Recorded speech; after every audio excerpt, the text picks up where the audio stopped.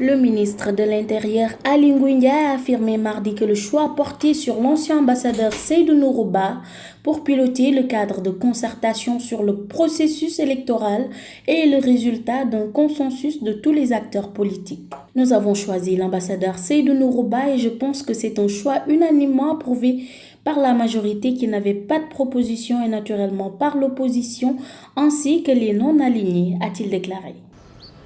Des propositions ont été faites par l'opposition et les non-alignés. La majorité n'avait pas jugé utile de faire une proposition pour qui va diriger ces concertations. Lorsque nous avons croisé les deux listes, nous avons trois personnes qui étaient dans les deux listes et nous avons choisi l'ambassadeur Seydou Nourou Ba. Et je pense que c'est un choix qui est unanimement approuvé par la majorité qui n'avait pas fait de proposition et naturellement par ce qu'il avait proposé. Il a pour mission, dans un délai relativement court, donc ils vont travailler de façon ardue, pratiquement à temps plein, de trouver des consensus sur les points de discussion. Voilà la mission que nous lui avons assignée à la suite de son installation. À l'issue de la rencontre pour le dialogue sur le processus électoral, nous avons eu quelques réactions de certains participants.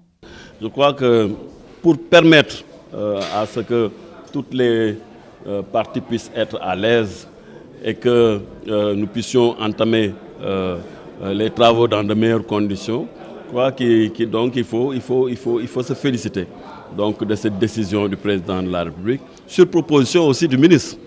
Et se féliciter du management du ministre qui a été très ouvert donc, aux différentes propositions. Nous, on avait une position de principe qui consistait à faire respecter nos institutions, faire en sorte que dans aucun des actes que nous puissions poser, que les institutions ne soient pas dévoyées ou que les institutions telles que la Sénat puissent, à travers leurs hommes et à travers ce qu'elles incarnent, puissent être respectées dans leurs prérogatives et dans leur rôle.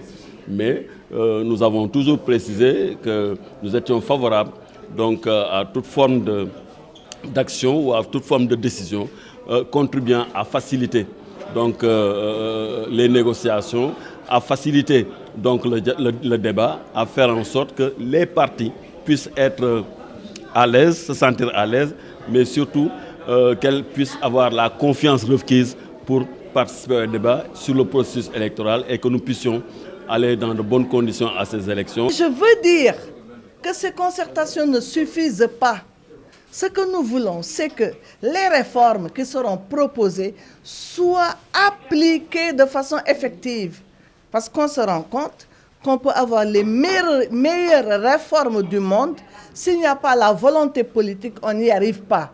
Il y a eu un mélange lors des dernières élections, alors qu'on avait un code électoral, on avait parlé de nouvelles cartes électorales, de cartes d'électeurs, etc., etc.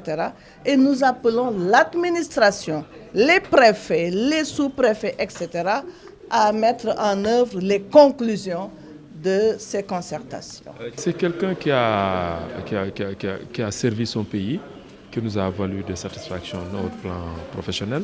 C'est quelqu'un qui est dans l'observation électorale dans la matière. Donc nous l'avons proposé parmi tant d'autres. Et effectivement, donc, le choix n'est pas sorti. On aurait eu des problèmes si le choix était fait en dehors de notre shortlist. Donc comme il y est dedans, nous pensons, nous portons, nous ne pouvons qu'avoir une présomption de bonne foi, en espérant qu'effectivement donc, les qualités qu'on pense être en lui vont se concrétiser et nous arriverons justement donc, à ça.